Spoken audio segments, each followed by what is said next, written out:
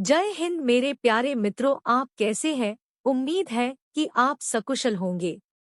दोस्तों, आपने अभी तक चैनल सब्सक्राइब नहीं किया है तो प्लीज सब्सक्राइब कर लीजिए। यहाँ पर कंपटीशन से संबंधित वीडियो मिलेंगे। तो चलिए वीडियो शुरू करते हैं।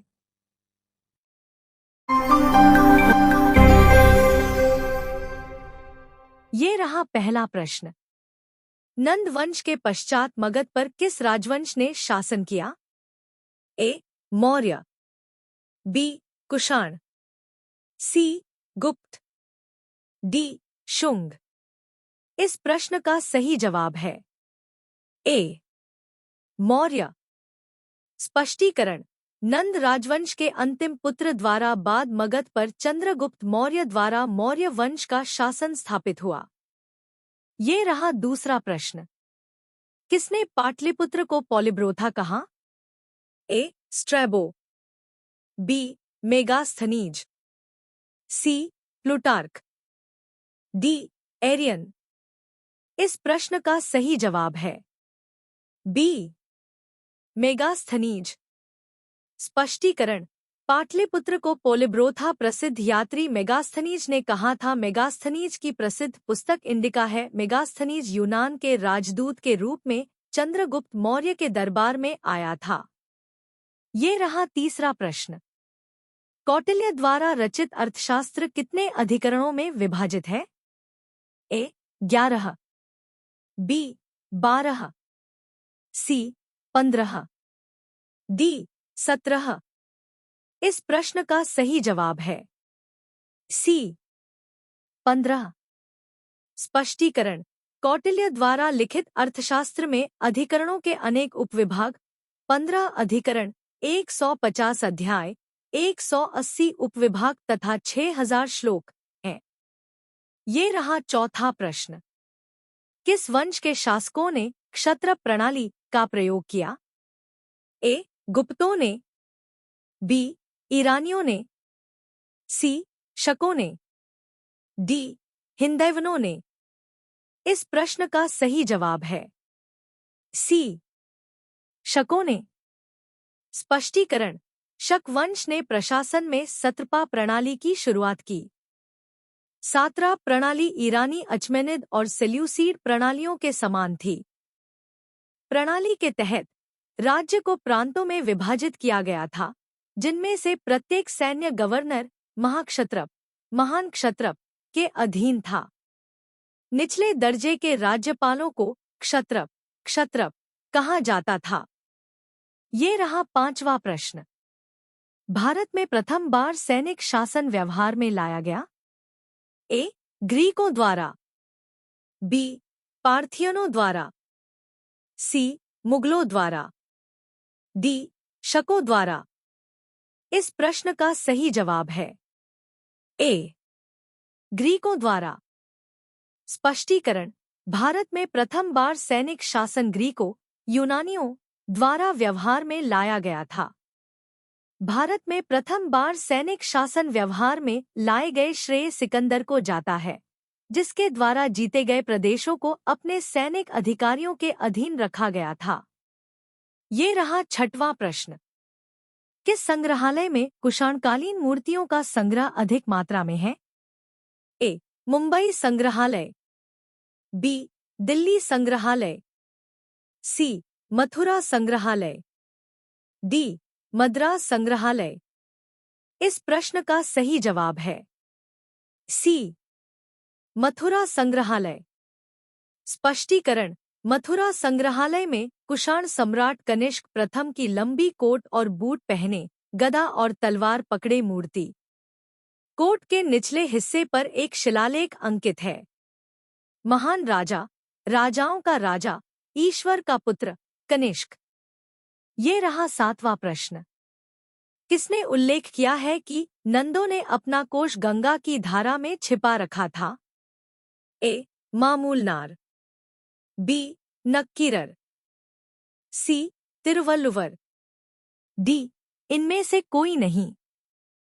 इस प्रश्न का सही जवाब है ए. मामूलनार। ये रहा आठवां प्रश्न। गुप्त किसके सामंत थे? ए. कुषाणों के, बी. मौर्यों के, सी. सातवाहन के, डी. इनमें से कोई नहीं। इस प्रश्न का सही जवाब है ए. कुषाणों के। स्पष्टीकरण: माना जाता है कि गुप्त कुषाणों के सामंत थे।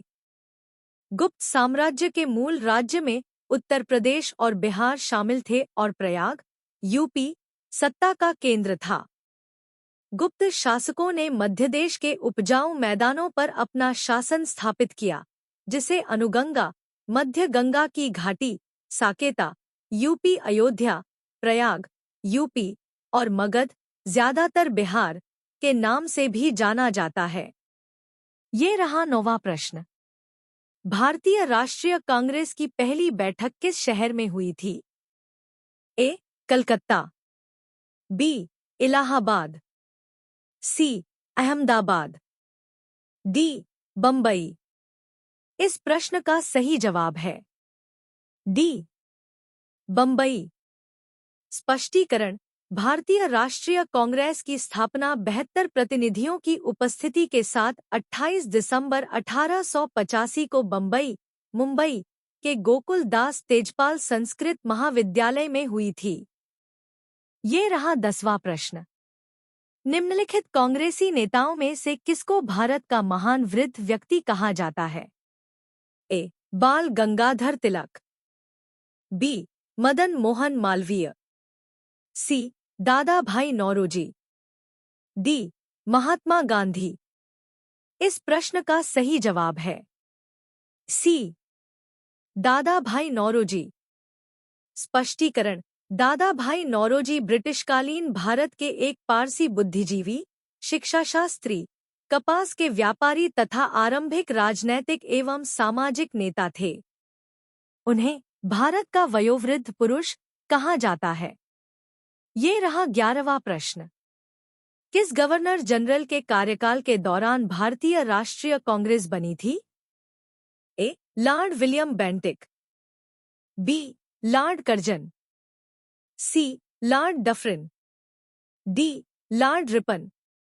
इस प्रश्न का सही जवाब है सी. Lord Dufferin. स्पष्टीकरण: भारतीय राष्ट्रीय कांग्रेस का गठन 1885 में लॉर्ड डफरिन के कार्यकाल में किया गया था। लॉर्ड मेयो भारतीय इतिहास में जनगणना करने के लिए जिम्मेदार थे और वह पहले गवर्नर जनरल थे जिनकी हत्या उनके ही कार्यालय में हुई। लॉर्ड डलहौजी ने भारत में व्यपगत का सिद्धांत, डाक टिकटों, डाक सेवाओं और रेलवे की शुरुआत की। ये रहा 12वां प्रश्न। भारतीय विश्वविद्यालय अधिनियम 1904 किस वायसराय के काल में पारित किया गया था? A. Lord William Bentinck, B. Lord Ripon, C. Lord Dufferin, D. Lord Curzon. इस प्रश्न का सही जवाब है डी. Lord Curzon. स्पष्टीकरण: लॉर्ड कर्जन भारतीय वायसराय बने तो उन्होंने हंटर आयोग के प्रस्तावों को बदलने का फैसला किया। इसके परिणामस्वरूप भारतीय विश्वविद्यालय अधिनियम 1904 का निर्माण और उसे अपनाया गया। ये रहा 13वां प्रश्न। भारतीय सिविल सेवा में चुने गए पहले भारतीय का नाम था? ए. सरोजनी नायडू, बी. C.R. दस, सी. लाला लाजपत राय, डी. सत्येंद्र नाथ टैगोर। इस प्रश्न का सही जवाब है डी. सत्येंद्र नाथ टैगोर। स्पष्टीकरण: श्री रबींद्रनाथ टैगोर के भाई श्री सत्येंद्रनाथ टैगोर पहले भारतीय थे जिन्होंने 1864 में सिविल सेवा परीक्षा में सफलता प्राप्त की। 3 वर्ष पश्चात 4 अन्य भारतीयों ने भी सफलता हासिल की। ये रहा 14वां प्रश्न। इंडियन नेशनल कांग्रेस के स्थापक कौन थे? A. Womesh Chandra Banerjee, B. Mahatma Gandhi, C. Allan Octavian Hume, D. Michael Hume. इस प्रश्न का सही जवाब है सी. Allan Octavian Hume. स्पष्टीकरण। कांग्रेस की स्थापना ब्रिटिश राज में 28 दिसंबर 1885 को हुई थी। इसके संस्थापकों में एओ ह्यूम, थियोसोफिकल सोसाइटी के प्रमुख सदस्य दादा भाई नौरोजी और दिनशा वाचा शामिल थे। ये रहा 15वां प्रश्न। भारतीय संघ के संस्थापक कौन थे? ए. बाल गंगाधर तिलक, बी. दादा भाई नौरोजी, सी. सुरेंद्रनाथ बनर्जी, डी. मदन मोहन मालवीय। इस प्रश्न का सही जवाब है सी. सुरेंद्रनाथ बनर्जी। स्पष्टीकरण। सुरेंद्रनाथ बनर्जी ने 26 सितंबर 1876 को अपने मित्र आनंद मोहन बोस के साथ इंडियन एसोसिएशन की स्थापना की। इस संगठन से जुड़े नेता शिवनाथ शास्त्री, कृष्णोदय पाल, द्वारिकानाथ गांगुली, नरेंद्र किशोर और अन्य थे। ये रहा 16वां प्रश्न। भारतीय राष्ट्रीय कांग्रेस की स्थापना की गई? ए. 1865 में, बी. 1867 में, सी. 1885 में, डी. 1887 में। इस प्रश्न का सही जवाब है सी. 1885 में। स्पष्टीकरण।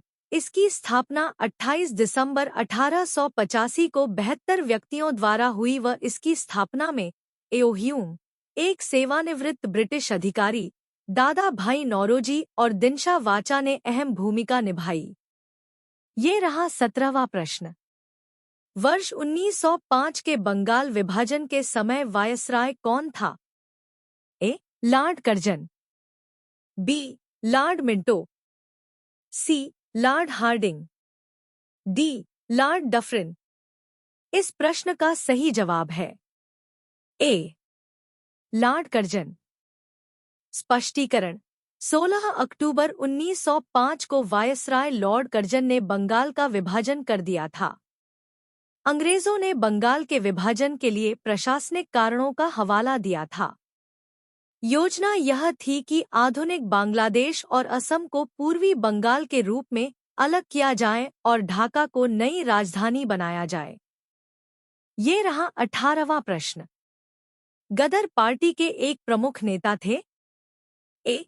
पी. मित्रा, बी. बिपिन चंद्र पाल, सी. बी. जी. तिलक, डी. हरदयाल। इस प्रश्न का सही जवाब है डी. हरदयाल। स्पष्टीकरण। गदर पार्टी के संस्थापक अध्यक्ष सोहन सिंह बाकना थे और लाला हरदयाल इस पार्टी के सह संस्थापक थे। लाल हरदयाल 1909 तक भारत में थे, जब वे पेरिस गए और वहां पर एक अखबार वंदे मातरम से खुद को जोड़ा। ये रहा 19वां प्रश्न। स्वराज मेरा जन्मसिद्ध अधिकार है और उसे मैं लेकर रहूंगा, यह किसने कहा? ए. अरविंद घोष, बी. सुभाष चंद्र बोस, सी. महात्मा गांधी, डी. बाल गंगाधर तिलक। इस प्रश्न का सही जवाब है डी. बाल गंगाधर तिलक। स्पष्टीकरण। बाल गंगाधर तिलक ने नारा लगाया, स्वराज मेरा जन्मसिद्ध अधिकार है और मैं इसे लेकर रहूंगा। स्वराज्य शब्द सबसे पहले बाल गंगाधर तिलक ने गढ़ा था। ये रहा 20वां प्रश्न। मौले मिंटो रिफॉर्म्स को किस वर्ष में प्रस्तुत किया गया था? ए. 1909, बी. 1919, सी. 1942, डी. 1955। इस प्रश्न का सही जवाब है ए. 1909। स्पष्टीकरण। वर्ष 1909 में भारत परिषद अधिनियम, जिसे पार्लियामेंटो सुधार भी कहा जाता है, लाया गया। इस अधिनियम द्वारा चुनाव प्रणाली के सिद्धांत को भारत में पहली बार मान्यता मिली। ये रहा 21वां प्रश्न। भारत में गर्मदलीय आंदोलन का पिता किसे कहा जाता है? ए. गोपाल कृष्ण गोखले, बी. वल्लभ भाई पटेल, सी. बाल गंगाधर तिलक, डी. मोतीलाल नेहरू। इस प्रश्न का सही जवाब है सी, बाल गंगाधर तिलक। स्पष्टीकरण, भारतीय राष्ट्रीय कांग्रेस की स्थापना 1885 में हुई थी। 1907 में यह दो धड़ों में विभाजित हो गई, गर्म दल, जिसका नेतृत्व बाल गंगाधर तिलक कर रहे थे, और नरम दल, जिसका नेतृत्व गोखले कर रहे थे। उन्हें ब्रिटिश शासन के प्रति उनके रवैये के कारण ऐसा नाम दिया गया था।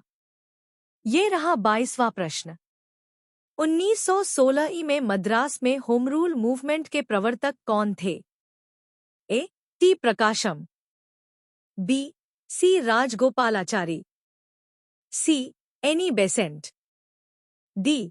महात्मा गांधी। इस प्रश्न का सही जवाब है सी, एनी बेसेंट। स्पष्टीकरण, होम रूल लीग की स्थापना एनी बेसेंट ने की थी। इसकी स्थापना 28 अप्रैल 1916 को मद्रास में हुई थी।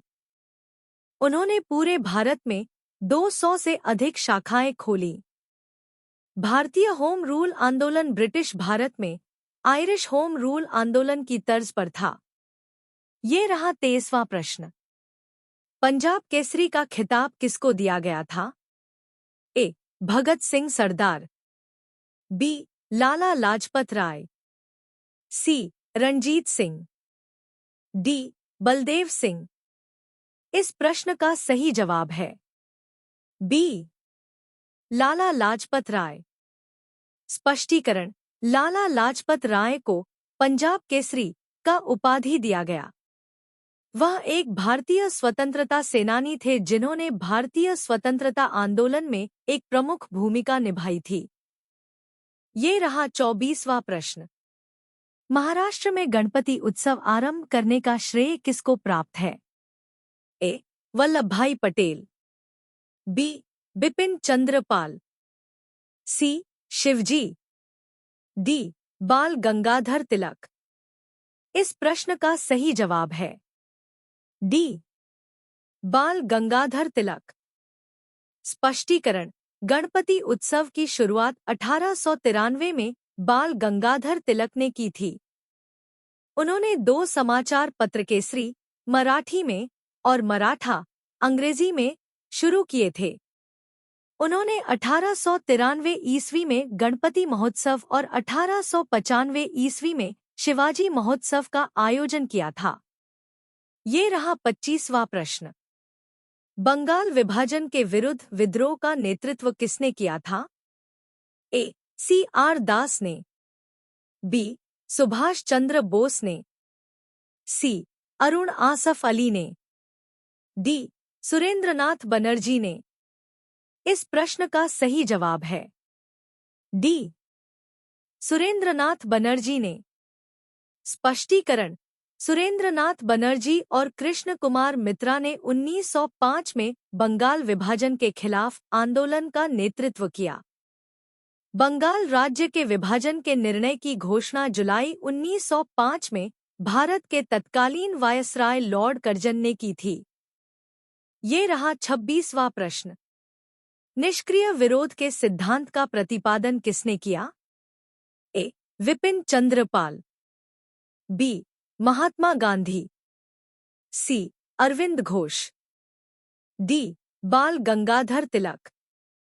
इस प्रश्न का सही जवाब है सी, अरविंद घोष। स्पष्टीकरण, निष्क्रिय प्रतिरोध का सिद्धांत अरबिंदो घोष द्वारा प्रस्तुत किया गया था, जिन्हें भारतीय उग्रवाद का जनक माना जाता है। अरबिंदो घोष ने 2 किताबें लिखीं, एक न्यू लैम्प्स फॉर ओल्ड और दूसरी सावित्री। ये रहा 27वां प्रश्न। अखिल भारतीय राष्ट्रीय कांग्रेस की प्रथम महिला अध्यक्ष कौन थी? A. Shrimati Sarojini Naidu, B. Shrimati Nellie Sengupta, C. Aruna Asaf Ali, D. Shrimati Annie Besant. इस प्रश्न का सही जवाब है डी, श्रीमती एनी बेसेंट। स्पष्टीकरण, एनी बेसेंट भारतीय राष्ट्रीय कांग्रेस की पहली महिला अध्यक्ष थी। उन्होंने 1917 में भारतीय राष्ट्रीय कांग्रेस के कलकत्ता अधिवेशन की अध्यक्षता की थी। ये रहा 28वां प्रश्न। भारतीय राष्ट्रीय कांग्रेस का प्रथम मुस्लिम प्रेसिडेंट था? ए. रफी अहमद किदवई, बी. बदरुद्दीन तैयबजी, सी. अबुल कलाम आजाद, डी. इनमें से कोई नहीं। इस प्रश्न का सही जवाब है बी. बदरुद्दीन तैयबजी। स्पष्टीकरण: बदरुद्दीन तैयबजी भारतीय राष्ट्रीय कांग्रेस के पहले मुस्लिम अध्यक्ष थे। बदरुद्दीन तैयबजी ब्रिटिश भारत के समय के एक प्रमुख वकील, भारतीय स्वतंत्रता आंदोलन के कार्यकर्ता और राजनीतिज्ञ थे।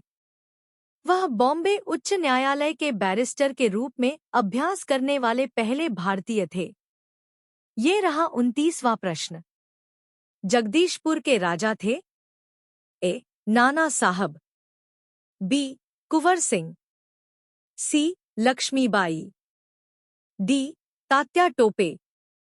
इस प्रश्न का सही जवाब है बी. कुंवर सिंह। स्पष्टीकरण: वीर कुंवर सिंह जगदीशपुर के शासक थे और उज्जैनिया राजपूत वंश के थे।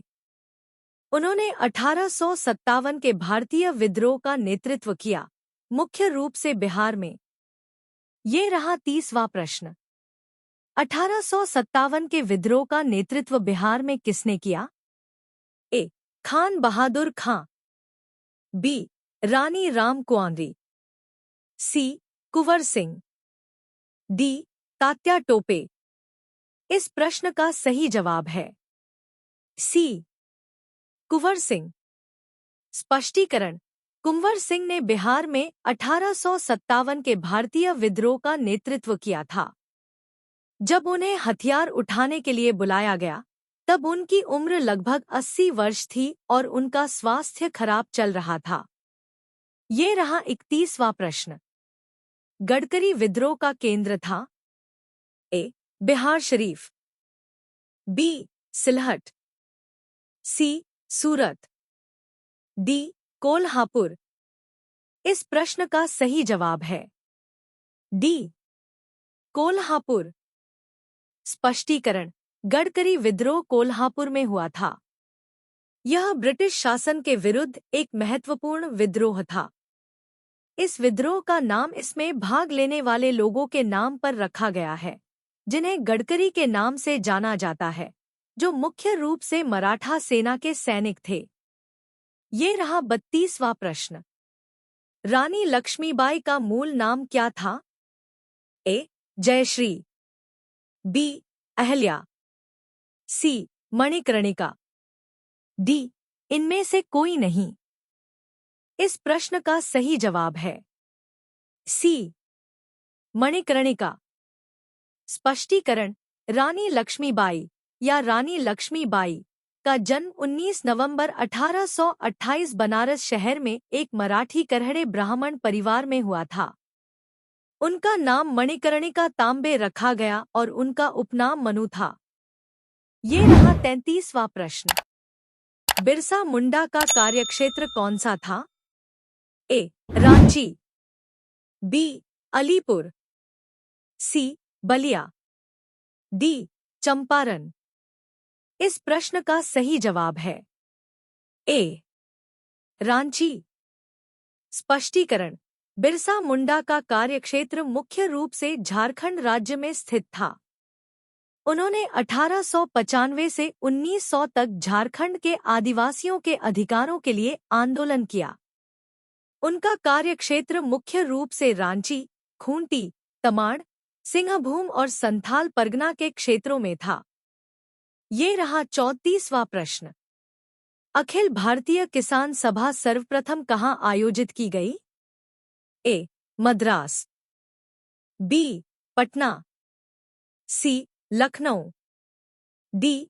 कलकत्ता। इस प्रश्न का सही जवाब है सी. लखनऊ।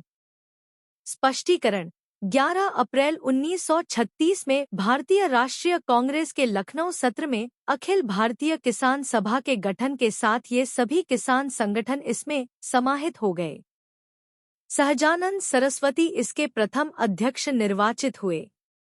ये रहा 35वां प्रश्न। बारदोली सत्याग्रह का नेतृत्व किसने किया? ए.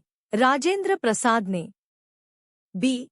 जमनालाल बजाज ने, सी. वल्लभ भाई पटेल ने, डी. विनोबा भावे ने। इस प्रश्न का सही जवाब है सी. वल्लभ भाई पटेल ने। स्पष्टीकरण: इसका नेतृत्व अंततः सरदार वल्लभभाई पटेल ने किया और इसकी सफलता ने पटेल को स्वतंत्रता आंदोलन के प्रमुख नेताओं में से एक बना दिया। सत्याग्रह में वल्लभभाई पटेल के साथ महात्मा गांधी। प्रिय दोस्तों, हमारा यह वीडियो आपको कैसा लगा आप हमें कमेंट कर अवश्य बताएं। यदि आप चैनल पर पहली बार आए हैं तो प्लीज चैनल सब्सक्राइब करना न भूलें और वीडियो पसंद हो तो लाइक व शेयर भी करें। धन्यवाद। आपका दिन शुभ हो।